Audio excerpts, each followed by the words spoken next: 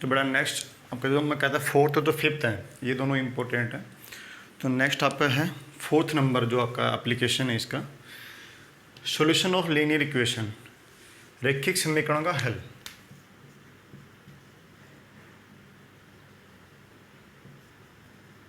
रेखीय जो समीकरण आपके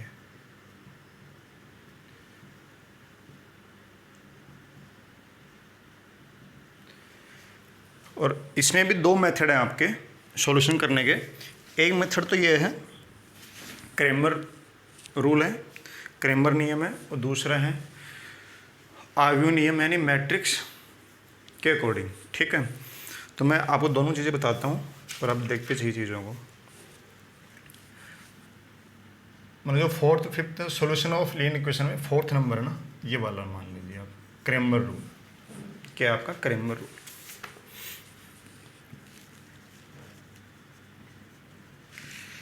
क्रेमर्स रूल, क्रेमर नियम। क्या है ये क्रेमर नियम वगैरह, थोड़ी सी बातें समझाता हूँ आपको।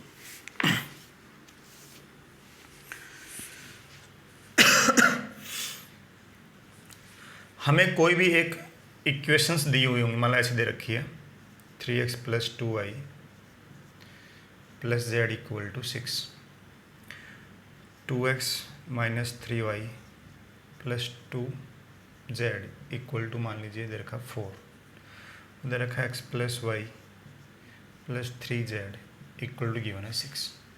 ये 3 लीनियर इक्वेशंस हैं, इनको हमें सॉल्यूशन फाइंड करना है। तो 9th-10th में आपने पढ़ा होगा भाई सर इन दो को सोल्व कर, 3 इक्वेशन है, 3 वेरिएबल है, एलिमिनेशन से आप कर सकते हैं। ठीक है, तो वो तो मेथड है ही आपके पास, लेकिन मैट्रिक्स की हेल्प से कैसे निकाल सकते हैं वो आप देखिए। ठीक है, और इस क्रेमर रूल को आप डिटरमिनेंट लॉ भी बोलते हैं ना, सारणिक नियम।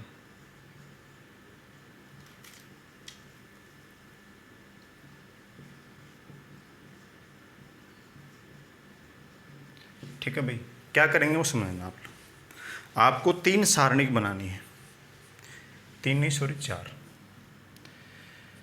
हमें क्या करना होता है, 4 सारणी बनानी होती हैं। एक सारणी का नाम होगा डेल्टा, एक होगी डेल्टा 1, एक डेल्टा 2 और एक डेल्टा 3।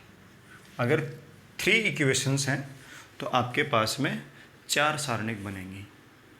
कितनी सारणिक बनेंगी? 4। 3 इक्वेशन तो 3 वेरिएबल और 3 इक्वेशन होनी चाहिए, तो सारणिक बनेंगी 4। ठीक है, कौन कौन है डेल्टा 1 वो अभी मैं समझाऊंगा थोड़ी देर में आपको। अगर 2 ही इक्वेशन यानी 2 ही वेरिएबल वाली इक्वेशन है, जैसे मैं आपसे कहूँ ऐसे दे रखा 2x + y = 7, x + 2 x + 7y = 5 है ना। 2 इक्वेशन 2 वेरिएबल, तो इसमें सारणिक बनेंगी 3 डेल्टा 1 एंड डेल्टा 2 डेल्टा 1 2। ठीक है, जो डेल्टा वाली सारणी है वो क्या होगी, अब मैं 3x3 वाले काम कर लेता हूँ। ठीक है, देखो आप लोग चीज़ देखो, डेल्टा वाली जो सारणिक होगी बेटा, जो आपके वेरिएबल्स हैं उनके कोफिशिएंट 3 2 1, जो आपके वेरिएबल्स हैं उनके जो कोफिशिएंट हैं उनको लिखना है। 2 - 3 2, 2 - 3 एंड 2, और यहाँ पर 1 1 और 3, 1 1 और 3, इसकी कुछ वैल्यू आ जाएगी पास। ठीक है, डेल्टा जो डेल्टा वाली सारणी का डिटर्मिनेंट है, ये वैल्यू कहाँ से निकालेंगे, जो आपके वेरिएबल्स हैं x y z, तो 3 2 1, 2 - 3 2, 1 1, इनके जो भी कोफिशिएंट, इनके गुणांक। अच्छा, अगर 2/2 का हो तो डेल्टा क्या बनता है यहाँ पर 2 1 और 1 7 है ना, इसके डेल्टा ये बन जाता है। चलिए, अब डेल्टा 1 जो होगा आपका, डेल्टा 1 जो होगा उसको देखिए आप लोग। डेल्टा 1 में क्या करना है बेटा आपको,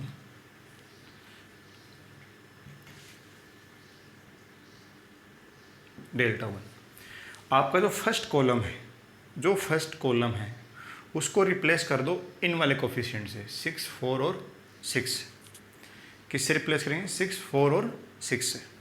ठीक है, जो इक्वल टू में आपके आगे जो कोफिशिएंट है, जो अचर राशि है, अचर राशि से रिप्लेस हो जाएगा फर्स्ट कॉलम।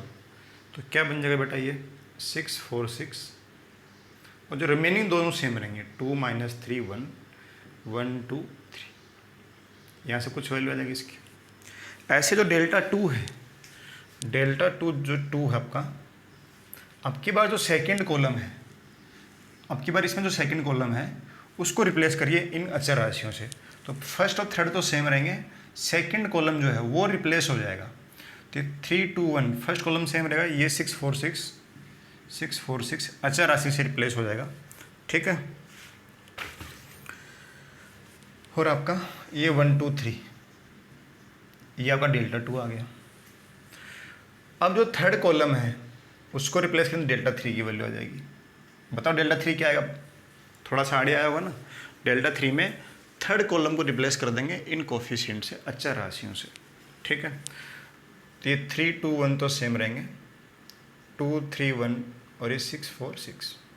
ठीक है, ये डेल्टा 3 आ गई। बस इतनी बात समझ में आई। 6 4 6 आ गया। डेल्टा 1 की कुछ वैल्यू आ जाएगी, डेल्टा 2 की कुछ वैल्यू आ जाएगी निकल के। बस सारणी का मान निकल सकता है।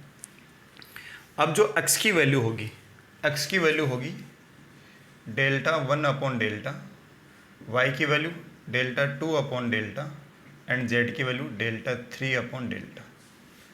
x की जो वैल्यू आएगी उसमें डेल्टा 1 की वैल्यू में डेल्टा का भाग करेंगे, y की वैल्यू के लिए डेल्टा 2 में डेल्टा का भाग करेंगे और z के लिए डेल्टा 3 में डेल्टा का भाग करेंगे। ठीक है, तो इसको थोड़ा सा आप कैसे लिख लो, ये आपकी बुक में से नोट कर लीजिए। पहले दे रखा हो solution of system of linear equation of 2 variables. तो 2 वेरिएबल्स की ये इक्वेशन नोट करनी है, फिर आपको डायरेक्ट ये नीचे आना है, डेल्टा 1 डेल्टा लिखना और डेल्टा 1 लिखना है। ठीक है, चलो मैं लिख ही देता हूँ, नहीं तो दिक्कत करेंगे आपको।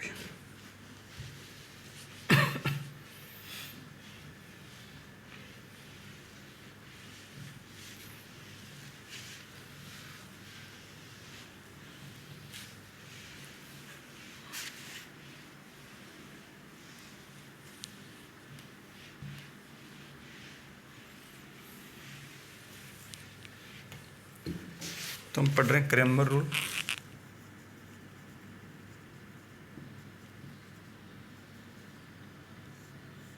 फर्स्ट इसमें 2 वेरिएबल फॉर 2 वेरिएबल।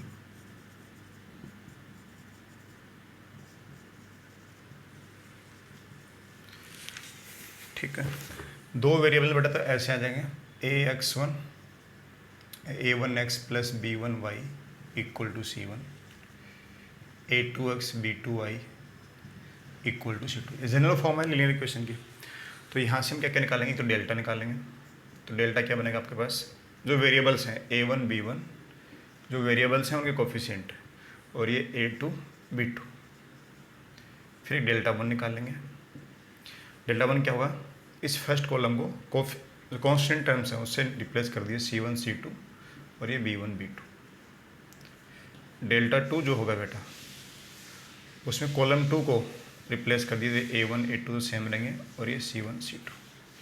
ठीक है, इसकी कुछ वैल्यू होगी, इसकी कुछ वैल्यू होगी, इसकी कुछ वैल्यू होगी। तो बेटा जो x की वैल्यू होगी वो होगी delta 1 upon delta and y की जो वैल्यू होगी डेल्टा 2 अपॉन डेल्टा।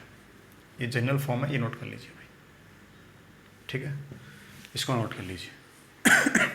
ओके, और ये जो कंडीशंस हैं कुछ स्पेशल केसेस वगैरह हैं। अगर a1 upon a2 not equal to b1 upon d, unique solution मिलेंगे आपको।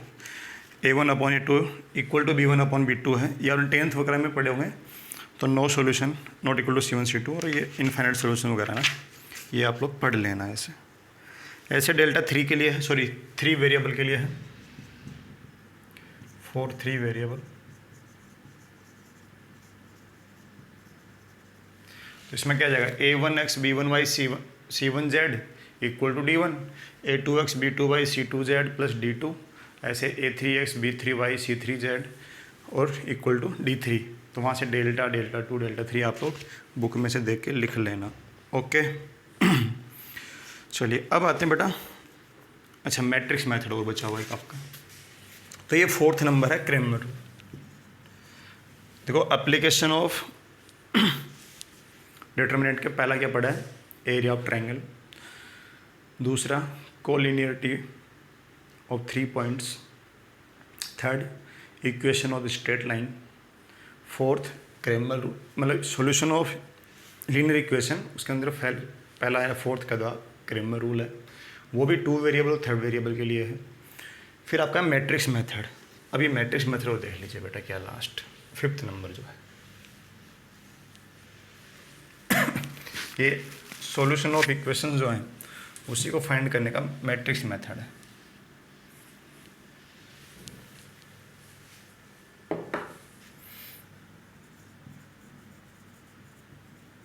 सॉल्यूशन ऑफ इक्वेशन,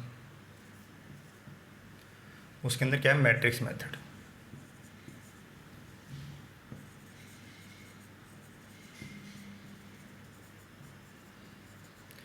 आव्यू नियम,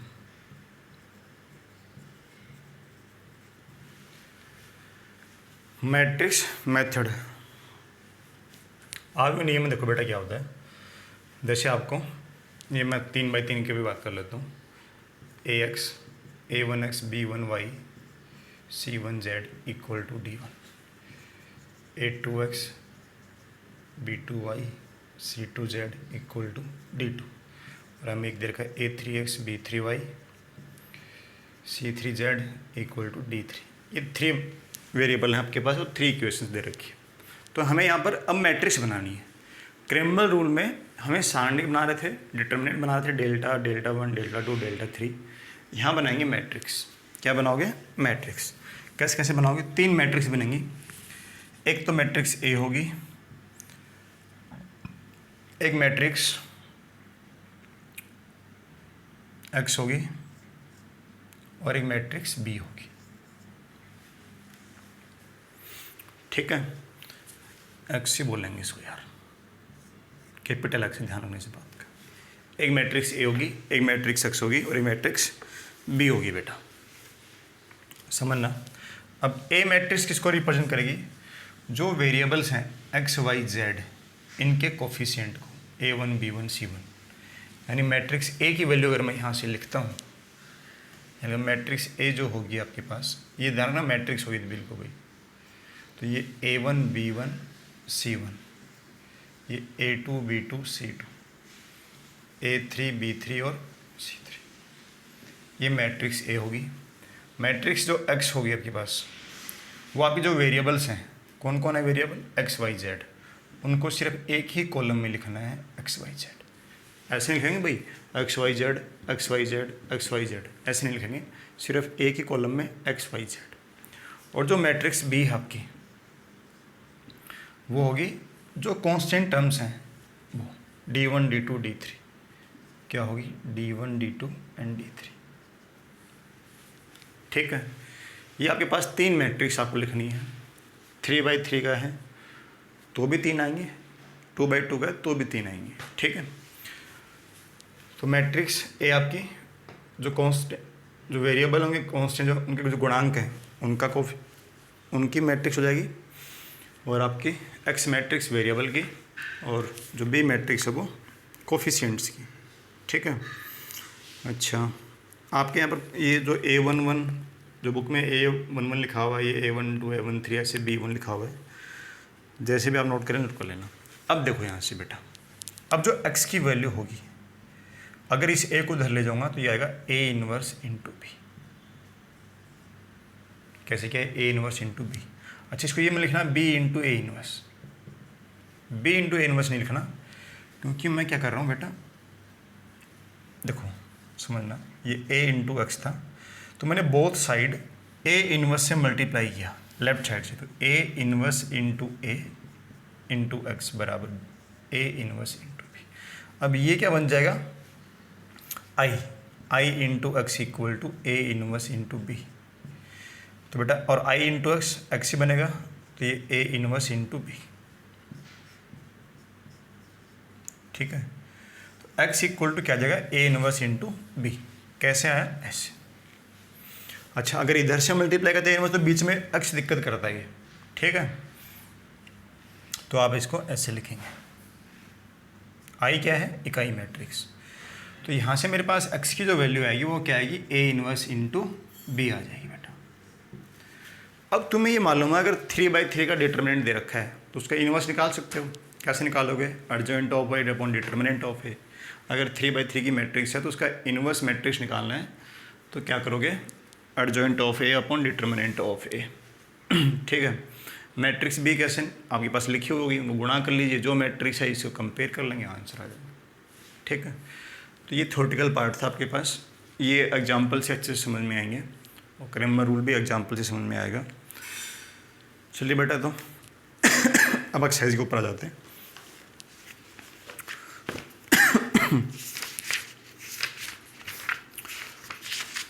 एक्सरसाइज 5.2,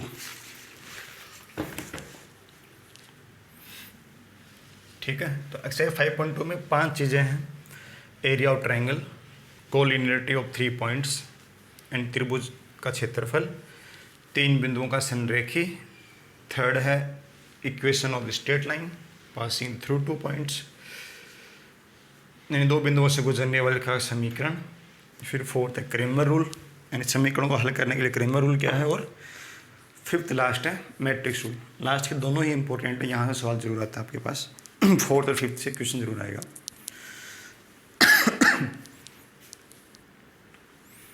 तो पहला क्वेश्चन देखिए 5.2 का, find the area of triangle whose vertexes are. Question number first है, हमें वर्टेक्स गिवन है 2 5 -2 -3 और 6 0। तो बेटा मैंने ट्राइंगल बनाया है ऐसे, ये मेरे वर्टेक्स मान लीजिए 2 5 तो ये वाला है, -2 -3 ये वाला है और 6 0। तो एरिया ऑफ ट्राइंगल क्या होता है,